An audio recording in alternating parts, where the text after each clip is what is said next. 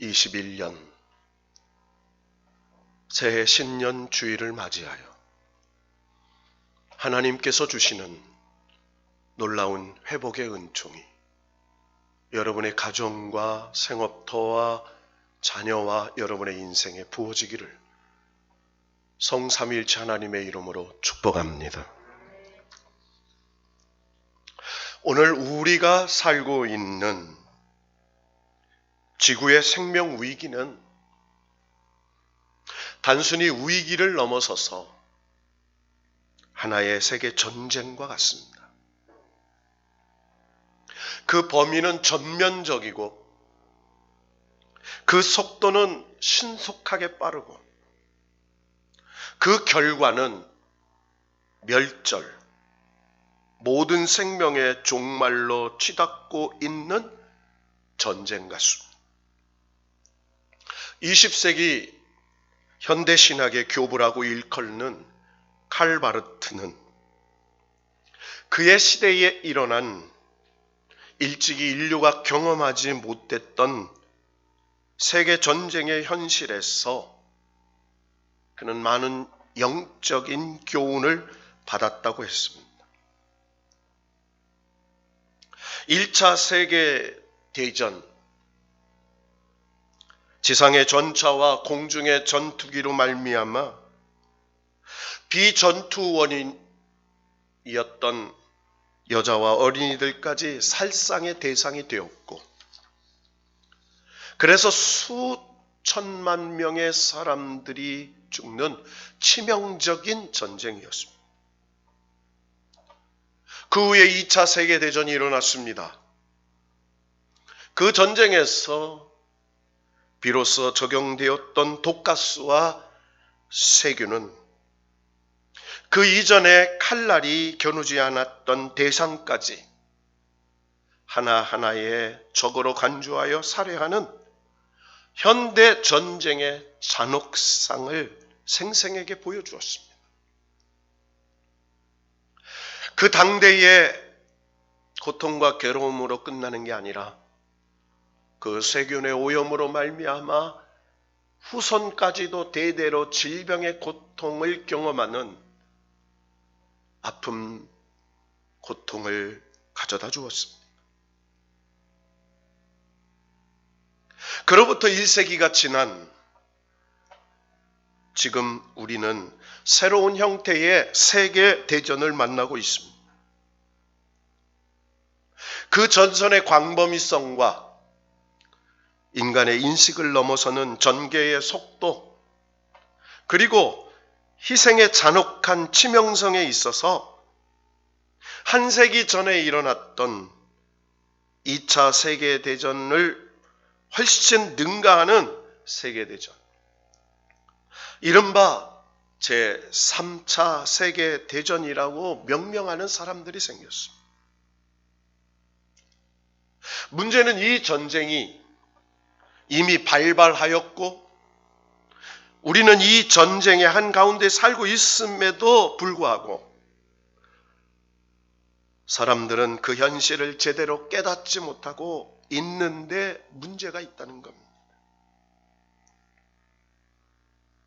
그 와중에 오늘 우리 시대의 교회와 신학의 역시 한 세기 전 그 신학자가 비판하였던 것 같이 침묵과 그리고 동조와 그리고 무지와 어리석음 속에 어디로 가야 할지, 어떻게 해야 할지, 어떻게 살아야 될지 모르면서 살고 있다는 것입니다.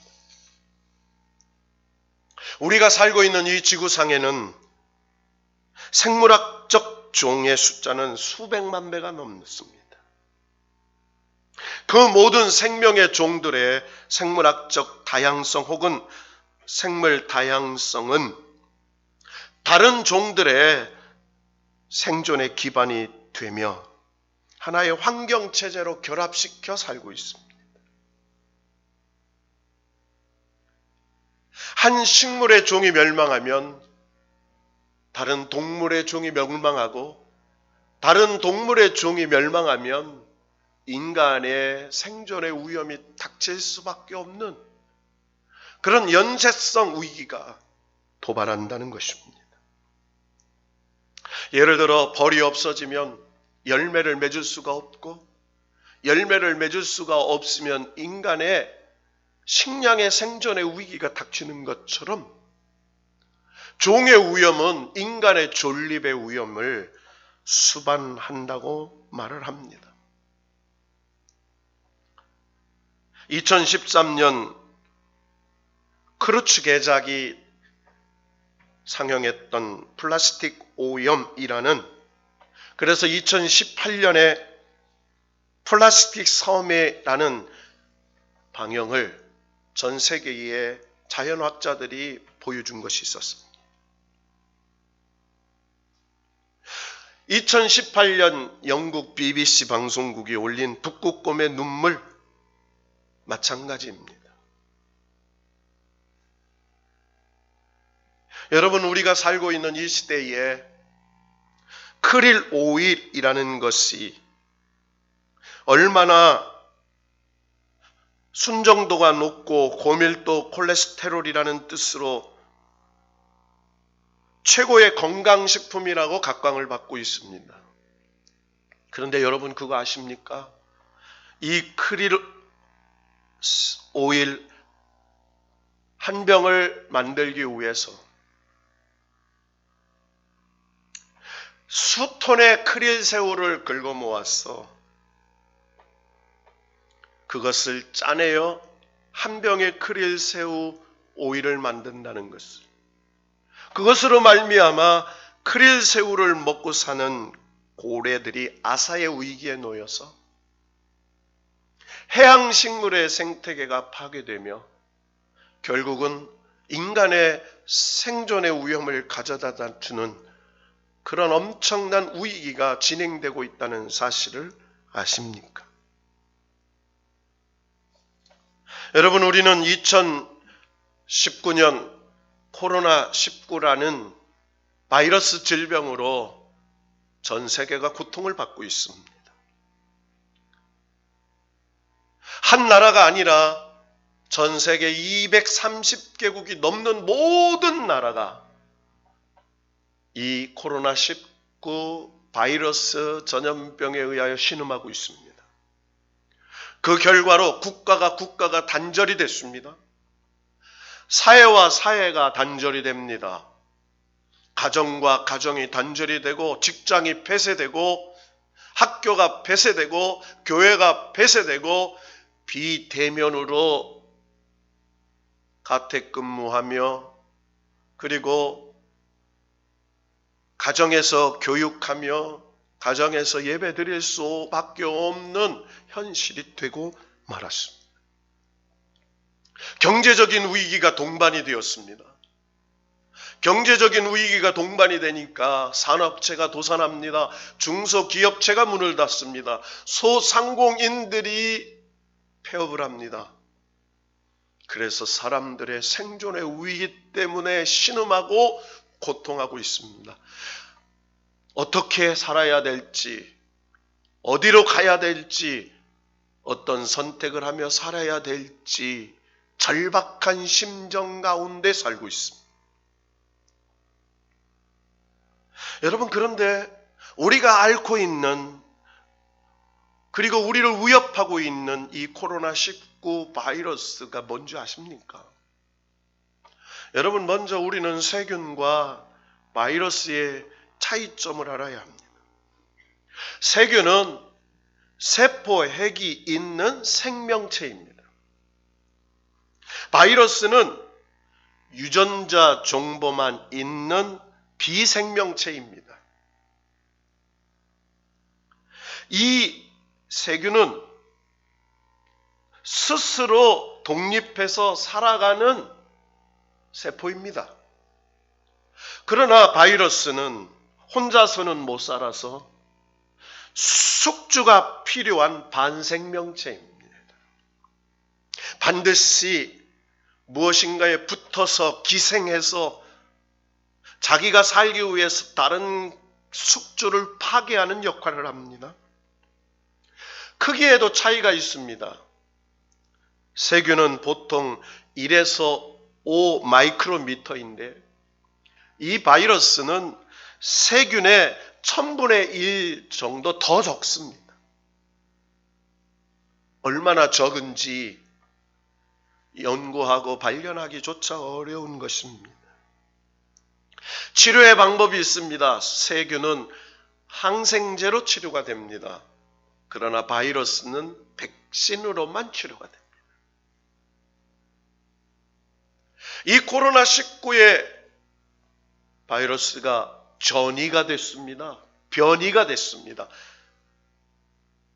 점점 다른 형태로 그의 형태를 바꾸어서 백신도 필요 없을 정도로 변해갑니다. 여러분 그거 아십니까? 이 바이러스가 본래 동물에게 존재했던 것인 것을. 우리가 잘 알고 있는 메르스 바이러스는 낙타에서 인간에게 전이된 것입니다. 여러분 신종플루 이런 것은 우리가 잘 알고 있는 철새, 그것이 닭과 오리에 전이돼서 우리에게 조류 인플루엔자로 신종플루로 사스로 전이된 것입니다. 여러분 우리가 지금 고통받고 있는 이 코로나19 바이러스는 박쥐의 숙주에서 그리고 이 박쥐에서 천상갑이라는 동물로 그리고 이 동물에서 사람이 먹음으로 말미암아 인간에게 옮겨진 그런 질병인 것을 알고 있습니다. 많은 의학자들이 연구해서 가장 예측하고 확실한 근거로 밝혀낸 코로나19의 기원입니다. 수많은 사람들이 죽어갑니다. 특별히 노인들, 기저질환자들이 치명적인 살상력을 가져다주는 질병이 되었습니다. 무증상으로 변이합니다. 그래서 예측 불허의 일들이 일어나고 있습니다. 이 질병으로 말미암아 이 지구라는 공동체가 국가 간의 문을 걸어 잠그고 그리고 사회 간의 문을 걸어 잠그고 가정마다 문을 걸어 잠그고 인간과 인간 관계가 문을 닫고 그래서 관계가 단절되는 고통과 어려움 속에 살고 있습니다. 여러분 하루빨리 이 코로나의 질병에서 코로나로 야기된 경제의 어려움에서 코로나로 인하여 사회적 단절에서 마음대로 활동할 수 없는 일상에서 다시 일상으로 회복되어지는 하나님의 역사가 일어나기를 축원합니다. 그렇다면 이 근원적인 문제로부터 우리는 회복의 단서를 찾아가야 합니다. 오늘 이 말씀의 제목은 2021년 저희 교회의 주제입니다. 그리고 성경의 말씀 에스라 10장 1절과 12절까지의 말씀과 사도행전 3장 19절에서 21절의 말씀을 근거한 말씀입니다. 우리 교회 주제이면서도 대한예수교 장로의 교단의 주제이기도 합니다. 9,501만여 교회, 한국의 가장 큰 교단에서 하나님께서 명령하신 이 위기 상황에 회복의 문제가 어디에 있는지, 회복의 해결의 문제가 어디에 있는지 영적인 비밀을 가르쳐주는 말씀이기 때문에 우리의 삶에 우리의 가정과 경제와 교회와 사회와 국가가 회복되어지는 역사를 제시해 줄 줄로 믿습니다. 여러분 성경으로 돌아가면 아담과 하와가 죄를 범하여 에덴 동산에서 추방당했습니다. 아담의 후예인 우리는 하나님의 에덴 동산에서 너무 멀리 떨어져 버렸습니다. 땅은 땅대로 저주를 받고 사람은 사람대로 수고해야 겨우 먹고 살게 되었습니다. 창세기 3장 17절에 보면 아담에게 이르시되 내가 내 아내의 말을 듣고 내가 내게 먹지 말라 한 나무의 열매를 먹었은즉 땅은 너로 말미암아 저주를 받고 너는 내 평생에 수고하여야 그 소산을 먹으리라 말씀했습니다. 땅은 사람들에게 가시덤불과 엉겅기를 냈습니다. 사람들은 죽을 때까지 땀을 흘려야 했습니다. 가인과 아벨 형제 사이에는 형이 동생을 피살하는 끔찍한 일이 벌어지기도 했습니다. 형은 또 한 번 하나님으로부터 쫓겨나서 에덴의 동쪽 놋 땅에 거주하게 되었습니다. 이때부터 에덴의 동쪽은 반항의 상징, 저주의 상징이 되어버리고 말았습니다. 여러분, 에덴은 기쁨, 즐거움, 행복이 있는 곳이라는 뜻입니다. 놋은 유리함이라는 뜻을 가지고 있습니다. 그래서 에덴의 동쪽 놋하면 기쁨의 품에서 벗어나 유리하고 방황하는 인간의 모습을 묘사하는 단어입니다.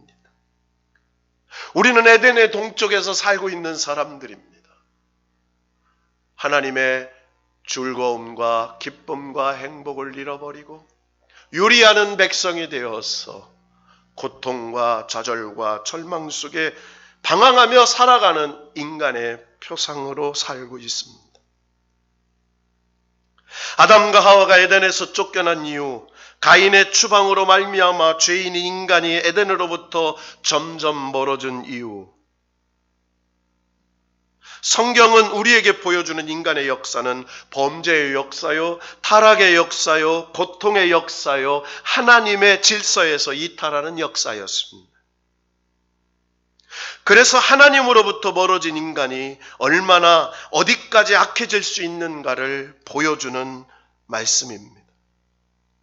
그리고 하나님을 떠나 하나님으로부터 멀어져서 하나님 없이 만들어가는 인간의 역사가 얼마나 파괴적인지를 보여주는 말씀입니다. 성경에 가인으로부터 시작하는 계보에 등장하는 인물들의 면면을 살펴보면 그 파괴적인 특징이 잘 나타나 있습니다. 여러분 집에 가서 성경의 말씀 창세기 서두를 한번 보십시오. 거기에 보면 가인의 후손이 등장합니다. 그 중에 이랏이라는 사람이 등장합니다. 이 이랏의 뜻은 도망자라는 뜻입니다. 죄를 지어 도망하는 인생. 무후야헬이라는 이름이 등장합니다. 하나님이 때리셨다, 하나님이 치셨다라는 뜻입니다. 무드사헬이라는 이름이 등장합니다. 지옥의 아들, 음부의 아들이라는 뜻을 가진 사람입니다. 라멕이라는 이름이 등장합니다. 강한 자, 폭군이라는 뜻입니다. 라멕은 창세기 4장 24절에 이렇게 큰소리칩니다. 가인을 위하여는 벌이 7배일진데 라멕을 위하여는 벌이 70배 일이로다. 나를 건들기만 하면 77배로 갚아주겠다고 큰소리치는 것입니다. 하나님을 떠난 삶이 얼마나 폭력적이고 파괴적인지 여실히 보여주는 말씀입니다. 그런데 참 의미심장한 면이 있습니다. 가인의 후손 중에 수금과 퉁소를 다루는 유발을 통해 아름다운 문화예술이 꼽히고 구리와 쇠로 여러 기구를 만드는 두발가인을 통하여 물질 문명이 꽃을 피웁니다. 겉으로는 아름답고 편리한 문화와 문명을 일으키는데 그 밑바닥, 그 이면에는 폭력적이고 이기적인 죄성이 숨어 있다는 사실을 아십니까? 문명과 문화 속에 인간의 탐욕이 흐르고 하늘을 찌르는 오만이 도사리고 있습니다. 아름다운 밍크 코트 한 벌에 수십 마리 밍크의 죽음이 담겨 있습니다. 편리한 문명의 이기를 생산하는 공장 이면에는 파괴된 생명, 파괴된 생태계, 오염된 자연 환경으로 인해 생명이 죽어가고 있다는 사실을 아십니까? 여러분, 코로나19의 발언이 어디 있느냐? 코로나19의 책임이 누구에게 있느냐 하는 문제는 어찌 보면 표면적인 문제일 뿐입니다. 성경적인 관점에서 보면 지금의 이 위기와 문제는 하나님으로부터 너무 멀어진 인간이 자초한 일이라는 생각이 듭니다. 지금 어려움은 하나님의 가르침으로부터 멀어졌다는 자각이 필요한 때입니다. 회복하기에 너무 늦은 것은 아닐까? 되돌아가기에는 너무 멀리 온 것은 아닐까? 하는 두려움을 떨쳐내기 힘든 것이 오늘 우리가 살고 있는 이 현실의 작금의 현실입니다. 그만큼 너무 멀리 와 있습니다. 그럴수록 우리는 하나님으로부터 너무 멀어졌다는 것을 인식하고 회복을 향해 가는 길을 찾아야 합니다. 오늘 회복의 근원은 이제 돌아가야 한다는 것입니다. 사랑하는 성도 여러분, 돌아갑시다. 하나님께로 돌아갑시다. 하나님께로 돌아간다는 것이 무엇입니까? 하나님 말씀으로 돌아간다는 것입니다. 하나님 말씀으로 돌아간다는 것이 무엇입니까? 하나님의 말씀이 우리를 회복시켜 주신다는 것을 믿는 것입니다. 하나님의 말씀이 우리를 회복시켜 주신다는 것이 무엇입니까? 생명의 근원이 하나님께 왔기 때문인 것을 믿는 것입니다. 하나님이 우리의 영혼을 회복시키시고 우리의 믿음을 회복시키시면 우리의 가정과 직장이 회복될 줄로 믿습니다. 우리의 가정과 직장이 회복되면 교회와 나라가 회복될 줄로 믿습니다. 그래서 우리는 본질로 돌아가야 합니다. 우리는 하나님께로 돌아가야 합니다. 하나님 말씀으로 돌아가야 합니다. 그래서 하나님께로 돌아간다는 것이 무엇인가를 오늘 에스라 10장에서 보여주고 있는 것입니다. 여러분, 에스라가 활동했던 시절이 언제입니까? 그는 주전 483년경에 페르시아 아닥사스다 2세 왕으로부터 허락을 받고 이스라엘 민족을 이끌고 하나님의 약속의 가나안 땅으로 되돌아왔던 지도자였습니다. 바벨론 포로로 끌려갔던 이스라엘 백성들이 바사 페르시아의 황제 고레스로 바벨론을 멸망시킨 후에 고레스가 칙령을 내려 하나님의 약속한 말씀을 실현시키기 위하여 포로로 끌려왔던 이스라엘 백성들을 꿈에로 그리웠던 고국 땅으로 돌아가라고 칙령을 내렸습니다. 그래서 1차로 스룹바벨 총독과 그리고 느헤미야와 수많은 지도자들이 백성들을 이끌고 예루살렘에 돌아왔습니다. 스룹바벨을 통해서 하나님의 성전을 짓기 시작합니다. 그리고 느헤미야를 통해서 성벽을 재건시켰습니다. 그리고 주전 483년경에 제2차로 아닥사스 왕은 그를 돕고 그를 섬겼던 비서관 출신이었던 이 에스라에게 명령하여 남은 이스라엘 백성을 이끌고 고국으로 돌아갈 것을 허락해 줍니다. 대제국의 황제를 섬기는 비서관으로서 나라를 통치하는 권력가로서 부귀영화를 누릴 수 있었던 그였지만 하나님의 백성, 하나님의 지도자였던 이 에스라는 본래 제사장의 후손이요 제사장의 아들이었던 그는 나는 하나님의 도움으로 산다는 이름의 뜻처럼 그는 백성을 이끌고 이스라엘 예루살렘 땅으로 돌아왔습니다. 그런데 돌아와 봤더니 현실은 그게 아니었습니다. 1세대에 돌아왔던 사람들은 죽고 2세대, 3세대의 후손들이 일어나 하나님의 성전은 건축되어 있지만 하나님의 백성답게 살지 못하고 이방 여인들과 결혼하고 우상을 섬기면서 하나님의 율법과 절기를 버리고 세상에 혼용되어서 하나님 백성답게 살지 못하는 그들의 모습을 보면서 에스라는 놀라운 충격을 받았습니다. 이대로는 안 된다라는 영적인 위기가 에스라에게 닥쳤습니다. 그리고 에스라는 어느 날 성전 문 앞에 무릎을 꿇고 그는 자기의 옷을 찢었습니다. 그리고 자기의 머리털을 뽑기 시작했습니다. 그리고 자신의 턱수염을 뽑았습니다. 그리고 에스라 10장 1절에 기록된 것처럼 울면서 기도하며 죄를 자복하기 시작했습니다. 하나님, 이 나라 이 백성이 죄를 지었습니다. 아니, 제사장의 후예요.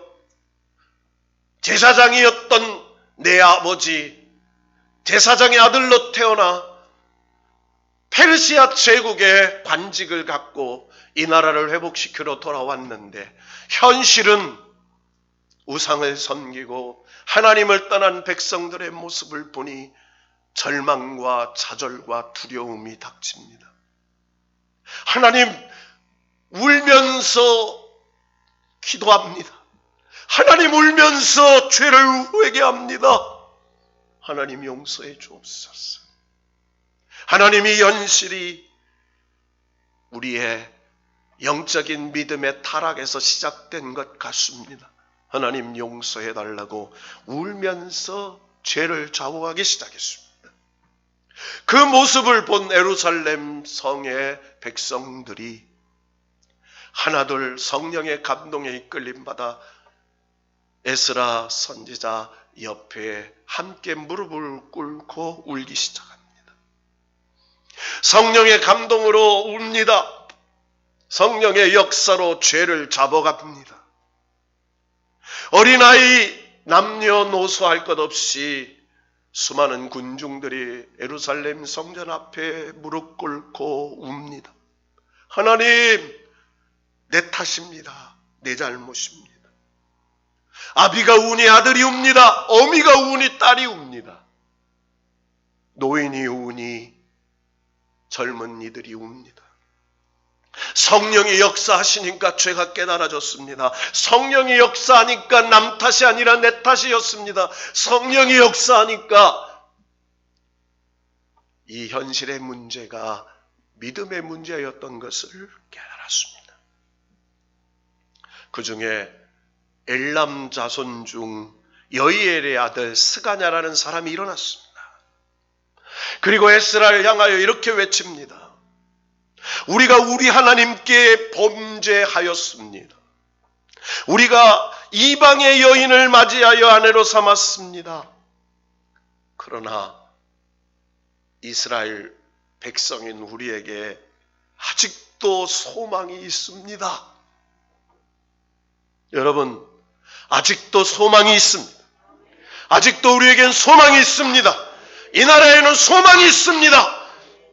여러분의 삶에 소망이 있습니다. 그러면서 그는 이렇게 외칩니다. 우리 하나님의 명령을 떨며 준행하는 자의 가르침을 따라 우리 하나님과 언약을 세우고 율법을 행하겠습니다. 라고 그는 3절의 말씀처럼 고백했습니다. 그러면서 이 스가냐는 이렇게 에스라에게 외쳤습니다. 에스라여, 일어나소서. 우리를 도와주소서. 힘써 행하소서. 우리가 따르겠습니다. 여러분, 에스라는 성전 앞에 금식하며 기도하다가 일어났습니다. 그리고 예루살렘에 사로잡혔던 자들의 자손에게 공포합니다. 모두 예루살렘으로 모으라. 누구든지 방백들과 장로들과 훈시를 따라 3일 내에 오지 않으면 그의 재산을 청물하고 사로잡혔던 자의 모임에서 쫓아내리라. 유다와 베냐민 모든 사람들이 3일 내에 예루살렘에 모였습니다. 때는 아홉째 달 20일에 무리가 하나님 성전 앞 광장에 앉아서 이 일과 큰 비 때문에 떨고 있었습니다. 한마디로 큰 비가 내리는데 에스라의 준엄한 하나님의 명령 앞에 두려워 떨면서 서 있었습니다.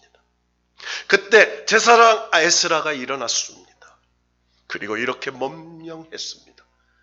너희가 범죄하여 이방 여자를 아내로 삼아 이스라엘의 죄를 더하게 하였으니 이제 너희 조상의 하나님 앞에 죄를 자복하고 그의 뜻대로 행하여 그 지방 사람들과 이방의 여인을 끊어버리라. 그러자 모든 회중이 큰 소리로 대답하여 이르되 당신의 말씀대로 우리가 마땅히 행할 것입니다 라고 고백했습니다. 여러분, 여기서 이방 여인은 무엇입니까?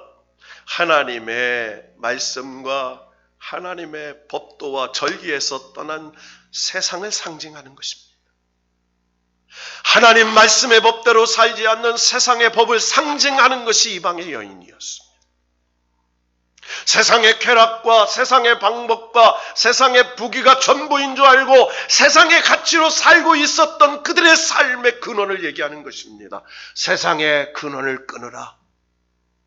하나님의 말씀과 하나님의 능력을 믿고 살아라 라고 하는 상징적인 표현이었습니다. 여러분, 오늘 이 말씀을 통해서 하나님께서 우리에게 주시는 영적인 명령이 무엇입니까? 이제 오후 예배는 사도행전 3장의 말씀으로 회복할 것입니다. 내일 새벽부터 5일간 2021년 회복 특별 새벽 기도회를 통해서 2021년 회복의 축복을 주제로 하나님의 회복하시는 역사가 일어날 줄로 믿고 하나하나 말씀으로 우리를 회복시켜 주실 줄로 믿습니다. 말씀으로 우리의 믿음과 영혼이 회복될 줄로 믿습니다. 말씀으로 우리의 자녀와 가정과 여러분의 생업대가 회복될 줄로 믿습니다. 하나님의 성령의 능력으로 우리의 교회와 이 사회와 민족이 회복될 줄로 믿습니다. 이 지구촌과 이 우주 만물의 모든 생명체가 하나님의 능력으로 회복될 줄 믿습니다. 그 역사가 바로 주여 이제 회복하게 하소서. 여러분, 회복되게 하소서가 아닙니다. 회복되게 하소서는 것은 하나님과 우리가 주체가 되는 것이죠. 여러분, 회복하게 하소서라는 건 하나님이 회복의 주체가 되는 것입니다. 하나님이 역사하셨어. 하나님이 우리의 삶에 개입하셨어요. 하나님 앞에 죄를 회개하고 하나님 앞에 죄를 자복하고 그리고 그 죄에서 떠나서 하나님의 말씀대로 내 삶의 가치와 기준을 하나님께 정하고 성령의 인도하심을 따라 살 때에 하나님의 회복하시는 놀라운 에덴의 기쁨, 에덴의 즐거움, 에덴의 행복을 회복하게 하시는 새 역사가 일어나게 되는 줄로 믿습니다. 여러분, 이제 우리는 이를 위해 함께 하나님 앞에 돌아가 하나님 말씀 앞에 서야 합니다. 한국 사람처럼 예배를 많이 드리는 사람은 없습니다. 그러나 한 번이라도 하나님의 임재가 두려워 떨며 드렸던 예배가 있는지 되돌아봅시다. 저는 이 말씀을 준비하면서 하나님 앞에 회개했습니다. 89년 어느 날이었습니다. 한 기도원에서 금식하며 드렸던 그 두렵고 떨며 통에 자복하며 울며 방언으로 드렸던 예배가 생각이 났습니다. 예배를 드리는데 너무 두려웠습니다.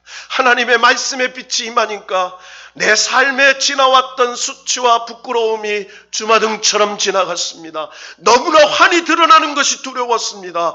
나를 감찰하신 하나님 앞에 두려워서 무릎 꿇고 울었습니다. 울다가 기도했습니다. 기도하다가 방언이 터졌습니다. 하나님 앞에 회개의 영이 역사했습니다. 저는 제 생에 그렇게 두려워봤던 적이 없었습니다. 그 말씀, 그 예배가 생각이 나며 사랑하는 종아, 너 그때의 두려움을 기억하고 있니? 그때 부어주셨던 죄사함의 용서를 기억하고 있니? 통회자복하며 하나님의 그 존귀하심과 거룩함에 떨면서 용서해달라고 몸부림쳤던 너의 그 눈물을 기억하고 있니? 말씀하심이 떠올랐습니다. 저는 말씀을 준비하며 성령께서 제 심령에 이렇게 말씀하셨습니다. 너는 주마다 하나님의 말씀을 선포하는 선포자다. 네가 선포하는 그 말씀이 영과 혼과 및 관절과 골수를 찔러 쪼개는 살아있는 하나님의 말씀을 믿고 선포하니 저에게 물으셨습니다. 두려웠습니다. 여러분, 회복은 하나님께로 돌아가는 것입니다. 하나님 말씀 앞에 서는 것입니다. 다시 하나님 앞에 두려운 예배를 회복하는 것입니다. 그저 나를 위하여 기도하는 게 아니라 하나님의 영광을 위하여 기도하고 나의 축복을 위하여 드리는 예배가 아니라 하나님의 영광을 위하여 드리는 예배, 하나님의 영광을 위하여 찬양하는 찬송, 하나님의 영광을 위하여 기쁨으로 살아가는 삶이 회복될 때 진정한 회복의 역사가 일어나게 될 줄로 믿습니다. 사랑하는 예수비전교회 성도 여러분, 함께 하나님께로 돌아갑시다. 함께 모여 예배합시다. 함께 기도합시다. 여러분, 가정에서 온라인으로 예배드릴 때도 성령께서 연결해 준 줄로 믿고 예배하십시오. 함께 찬양하십시오. 그곳에 성령의 역사가 있을 줄로 믿습니다. 그래서 서로 사랑하며 세상을 사랑하며 그리스도의 사랑으로 품고 회복의 영이신 성령님의 역사하심을 기대합시다.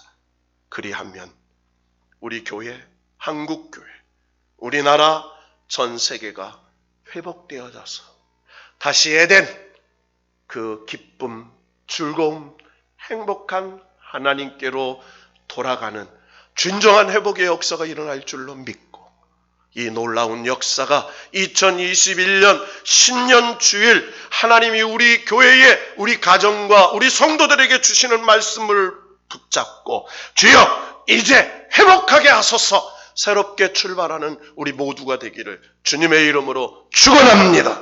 축원합니다.